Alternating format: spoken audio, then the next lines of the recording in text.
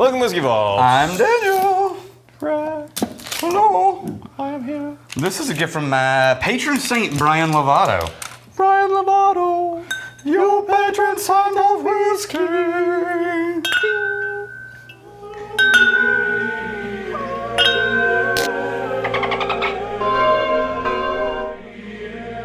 So this is a Really quick, weird one. because I have to throw off the momentum immediately. Okay, fair. I still remember the time when your dad had the sack Oh, to tell me to do this? No. Why are you no. doing that? It doesn't resonate? Yeah, he says, Rex, Yeah. you don't need to be doing this. It doesn't change the sound. I know, Brad. I'm still pissed off about it. It's been like 4 years. Still pissed off, Brad. I know. This doesn't do anything. It's for the lulz, Brad. Have you ever thought about counseling? It's about half the time. I'm not kidding. It's about half the time. It's like, damn you, Brad. I'm doing You really got in there. like, look, I am aware. I do stupid shit. It's for fun, not because I'm actually stupid. The Whittington comments can just sometimes slide in and you just kind of live there. No, it's just, it's whenever there's this baked in, really condescending, oh, you don't know that this doesn't change this. Oh my God. Okay, it's fine. It's fine. It's fine. It's fine. Said with an eyebrow raised. You know, Oh, I do actually. Yeah, I do know that. I think any mouth breathing moron knows that. Yeah. Yeah. Just checking. So the people between the two of us, the one that didn't know was you. You didn't know that I knew. Oh, You're the not didn't knowing know that one. you not. Yeah. I like, rerouted that one. Wait, I forgot to arch the eyebrow. Well, wait. You didn't know. You're missing a key Yeah.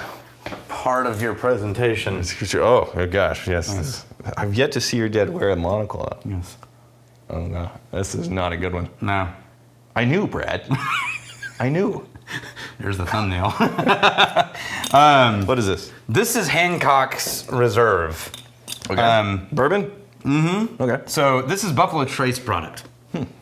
This is weird to me because this Never heard always falls into people's lists of like potentially could be a special edition thing from Buffalo Trace, but it never really kind of reached a point where it was like Blanton's or, Elmer T. Lee, right? Well, I'll tell you right now.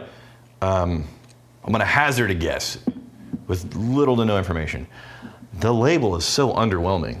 Yeah, but it's not that. It's also that Buffalo Trace, because look, the other ones it's up against, Elmer T. Lee, also a boring label. They're not putting a shoulder behind it anyway? No, this is a special kind of boring. This is... They're not putting any weight behind it. So it technically comes from them, but no one knows what it is or anything about it really. Mash bill? And they don't promote it. It's not even on their website. Okay. Like you have to go to a secondary website Right. to see the Hancock's Reserve. Is it the leftover stuff? Do we know at least the mash bill? With how it no, compares because to- Buffalo Trace doesn't publish their mash bills. There are like internet rumors where people think they've figured it out. Okay. And if they're right, then it's a high rye bourbon. But we don't know for sure. Well, hang on. It turns out this is how you get the mash bill. That's very... Oh, that's it. 18.4% rye, 3.5% barley. It's just... That's it. It's the just... swirl. I'm so... It's so hard to trigger. You're still going. I am. I'm so hard to trigger. It's really hard. But when people come at me and they try to explain shit, it's like, yeah, I know. I'm doing it to be silly. I'm not actually that stupid. You realize that it's working. Like what he was attempting to accomplish is No. working because He was you're not trolling. ranting about it. And then that's another thing. You're gonna trigger me left and right. And then after the fact, say like, well, the reason why I was doing it was to accomplish this other goal. That's not it. That's not it. You were trying to tell me. It's like, all right, Brad.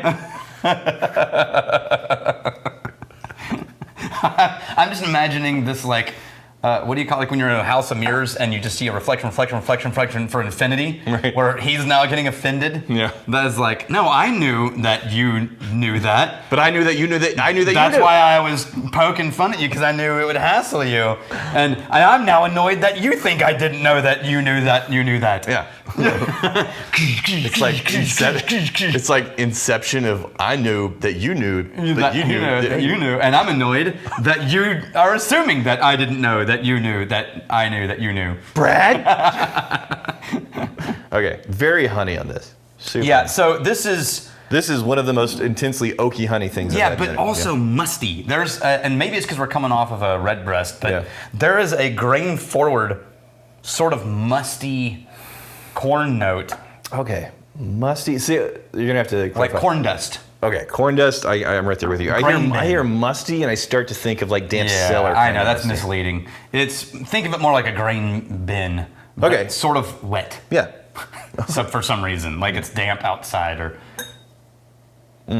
Speaking of, we do tangents. Yeah, and this one, a lot of them. Yeah. So Kyle went to Andalusia. We're doing like our own peating of the barley now, the Marisada, making the single malt. Yeah. And one of the things that he got from them, which was very, very helpful, is they no longer are dampening the grain, because they were doing that in the early days. Yeah, and spritz it, right, just to make the barley more absorb more. Right. So you don't have to bother doing, because that was the biggest pain in the ass. Yeah, it was. You have to like go on this like super smoky like road. Hold your breath. Yeah, and then spritz down so the grain can grab it more. So you just crank that smoke as high as you can. So you can make up for it with more smoke. Yes. Okay. Which is great, because now I'm not asking Kyle to reek of peat smoke For weeks. Yeah. I was in there 2 days ago. Still smell like smoke. Yeah, I know. I walked into the blending room with Kyle, and I was like, so you want me to tell you if this is... I can't. I can't. You're going to have to leave. I can't tell what this smells like. Yeah, no, it sticks. It was like seconds in the smoke shed, and you're going to be smelling like smoke for I've got a whole other tangent. Yeah. But let's get back to the whiskey for a second. As far as bourbon goes, it is sweeter it's very sweet on the palate than it smells in the nose. Candy sweet. Yeah. This is one of the sweetest bourbons I've had in a minute. If you like that sort of candied whiskey front bourbon. It is too sweet for me. And then a weirdly aggressive dust and corn grain note on the nose. I'm not... It is sweet it's not tart. wrong. It's sweet tart little sweet. It's too far for me. Look, there's going to be people that have a sweet tooth. They're going to love it. They will adore this thing. Yeah. I'm not a sweets guy. Hey, well, now we know. Yeah, I'm gonna go back to the nose, and it's it has a pretty long finish. It's still right there. It is, sugared. It's basically if you added sugar to honey. That's the finish that I'm left with. The cherry shows up more on the nose now that when it's you go back, rested. Yeah, a little cherry shows up, peeks behind the curtain. Yeah, it's simple. It's fine. It's a good bourbon. It's just not magical or really all that complex. But it's definitely not bad. Yeah. Yeah. So I was in an Uber this weekend, last weekend, and oh jeez, I was in an Uber this weekend. And there was a little bit of a, let's say, body odor. Oh yeah. Situation. Yeah. Put it in the review. That's how they learn. I lived in Europe for varying amounts of time. I've been in trapped subway cars and buses. Yeah, like they don't this do the deodorant much over there. Yeah. Never in my life have I ever experienced body odor to this level. Yeah. I could taste it. Oh, man. Yeah, like I sat in the back seat, we're sitting back there, and I look over, and look at me, we're both looking, like, oh, God. And do we say anything? Like, you can't just, like, watch your face. He's got a mirror right there. Just get out. And I'm just thinking, like, it smells so... I'm going to start breathing through my mouth instead of my nose. And then I closed my mouth, and I was like... What did it taste like? Salty. Oh, no. It tasted like salt water. I was like, wow! This is, like, like, scientifically, you smell because chemicals, right? Or particles are it. But never in my life have I ever experienced it being so strong that the particle stack was big enough that I felt like I could actually taste it. You know what? So it's kind of like with viruses. You're exposed to them constantly, but until it reaches a certain level of viral load, then it doesn't tip over. You don't catch anything. It's kind of like you experienced the stinky load. Yeah, that was so heavy. It transitioned senses from smell to taste. Pretty soon we could see it. That would have been the third phase. The BO load. The third phase would have been it looked foggy. Okay. I'm gonna go once more into this in the comments because I don't expect any much development. Yeah. No, it's I going get backwards to the grain. I'm getting a little bit more oak now that I wasn't getting before.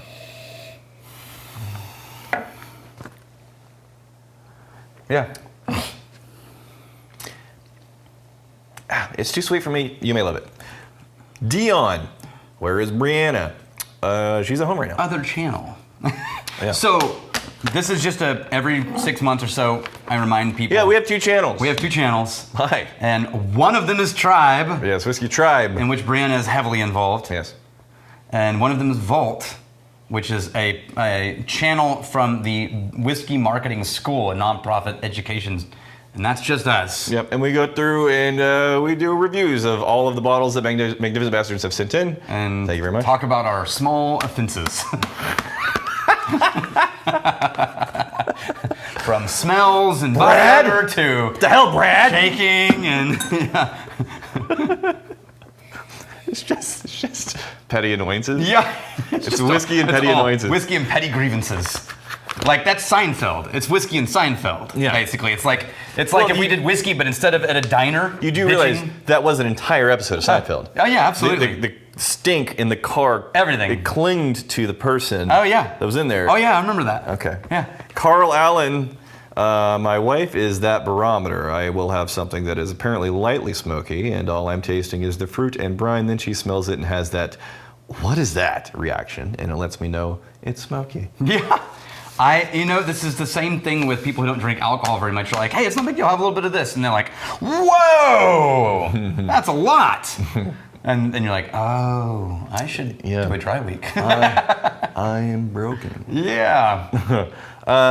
So I guess I understand why they're not putting their shoulder behind it. Well, but then why release it? I wonder what its market is. Well, they got to sell it somewhere. Yeah, but no, it could just be more spirit for the Buffalo Trace releases or something. I don't know if that would play in the Buffalo Trace. It's so sweet. It's blended to this specific profile. That's who knows how many barrels. They could have been mixed in a portion. Maybe those are barrels that profile didn't fit what they need in Buffalo Trace. Like C profile barrels. Yeah. So like I do know distilleries that will go through their product and they'll say these barrels are A class. Yeah. These barrels B class. These barrels C class. And they only make the budget shit out of the C class barrels. Yeah. Could be that. Maybe it's what we're looking at. And again, it's not bad. It's just off balance, too sweet for my palate. It's pretty simple. Here's to fighting, stealing, and drinking. If you fight me, I fight for a friend. Steal, may you steal your liver's heart. And if you drink, May you drink with us.